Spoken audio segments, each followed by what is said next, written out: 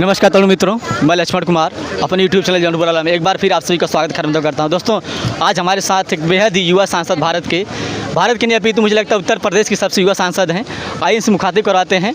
और आज अम्बेडकर की प्रतिमा का उद्घाटन हुआ है। मैम से कुछ बातचीत करेंगे थोड़ा सा। नमस्ते मैम। जी नमस्कार। क्या नाम है आपका? सबसे पहले बहुत बहुत धन्यवाद। ये प्रोग्राम मेरे बहुत महत्वपूर्ण था, हमने समय निकाल के यहाँ पे देना चाहा, क्योंकि मुझे लगता है लोगों को जागरूकता देने की ज़रूरत है, अवेयरनेस फैलाने की ज़रूरत है। क्योंकि डॉक्टर भीमराव अम्बेडकर जी का जो संविधान है उसको भाजपा सरकार बिल्कुल पसंद नहीं करते हैं।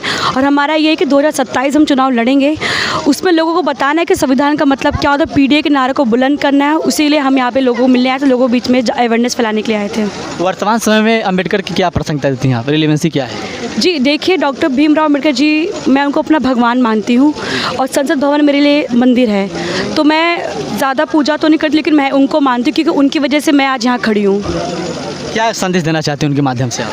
जी मैं ये कहूँ कि डॉक्टर भीमराव अम्बेडकर जो संविधान लिखा था, हम ही लोग के लिए लिखा था कि हम लोग को जो हक अधिकार की डकैती हो रही थी उसको हटाने, उसको ख़त्म करने के लिए। लेकिन अभी भी हमारे जो लोअर कास्ट, जो अभी माइनॉरिटी, उनको अपने अधिकार के बारे में नहीं पता है।